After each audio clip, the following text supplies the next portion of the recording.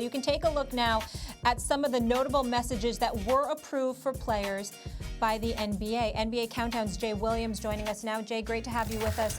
As always, we'll get to you in just a moment. Stephen A., I want to start with you on this one. Are you surprised by LeBron's stance on this?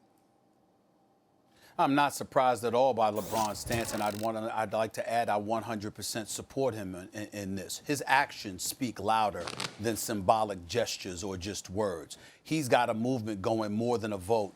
Your husband, Jalen Rose, is involved in it. Draymond Green is involved in it, along with a host of others. I can't applaud them enough for what they're doing because they're about doing something. They're not about engaging in symbolic gestures. And I keep beating this horn. I'm not trying to act like symbolic gestures are meaningless, Jay and Swagoo. Please don't get me wrong. I understand there is a place for it. But when it comes to us, there's so much more that's needed. On how many times will I repeatedly have to bring up the fact that, you know what, if police brutality is your issue, why not go about the business of doing everything you can to enforce that police brutality against unarmed black men become a federal hate crime? Why not sit up there in the businesses that we patronize as African Americans in this nation that obviously go about the business of seeing what contribution do they make to our community? Apprenticeships, internships, job opportunities, et cetera, et cetera. I'm not one that harps on the need for reparations per se or what have you, even though we have Democratic officials in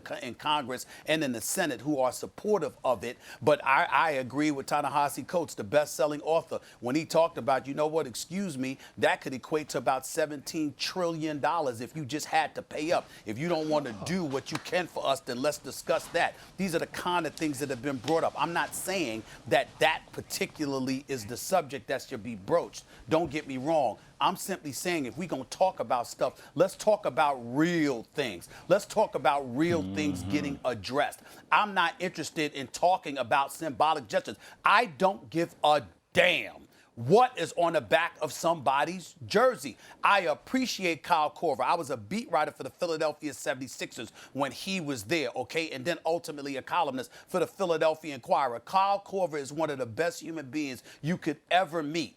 I respect him and I appreciate him, but I don't give a damn that he's got Black Lives Matter emblazoned on the black of his jersey. That doesn't make a difference to me. All of these supposed gestures that they want to put on the back of jerseys, painting Black Lives Matter in the middle of Fifth Avenue or in the nation's capital. I actually think that's dangerous, even though I can appreciate the sentiment. It's actually kind of dangerous because who's to say some hate group on the other side can't come to the streets and saying, well, if they can paint their symbol in the streets, why can't we do ours? These are Pandora boxes that you might not want to open up. You might want to think about these things. But nevertheless, in the end, what does it all amount to? Symbolic gestures. And we have, and throughout our history, as black men, I'm going to get real with y'all right here, Jay and Swagoo. As black men, how many times in our lifetime have we seen symbolic gestures that have amounted to close to nothing in terms of really provoking a change in this country? I would say almost always. When we think about Martin Luther King, when we think about Malcolm X and others, when we think, why do we revere them? Why do we applaud them so much? It's because they extended beyond symbolic gestures and pushed forward in a manner that elevated the level of sacrifice that they were willing to make with their very lives to create change for us. And we, in a nation in this particular moment in time where you got black men that are multi-millionaires, got not just money, but power and a voice because they've got reach in social media and beyond. And this is what you got? You got symbolic gestures. The one person that has extended beyond symbolic gestures is LeBron James. Because he has said, yo, this ain't just about talking. What are we going to do? And that's why I sit up here and, you know, everybody looking at me, oh, Stephen A., I mean, damn, he's usually critical of LeBron. No, I'm critical of his free throws. I'm critical of his selection of jump shots. But I have never been critical of the man that he is, the businessman that he is, the professional that he is, and the socially conscious brother that he is. This man knows what he's doing. He's smart.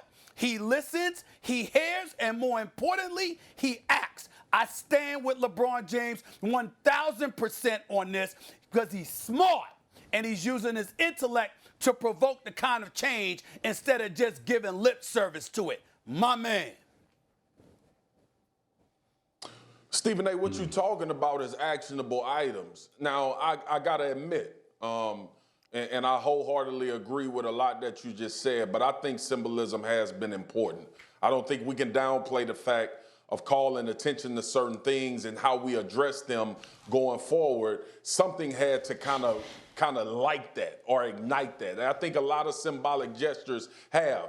To your point, though, what actionable items? So I was surprised because I'm used to seeing LeBron make symbolic gestures. And however you define that, is it a saying on the back of a jersey? Is it Black Lives Matter in the street? No matter how you try to unfold it, we talk about those symbolic gestures and the things that took place. But I understand how you approach this because you and I have had private conversations. What are you doing? Period.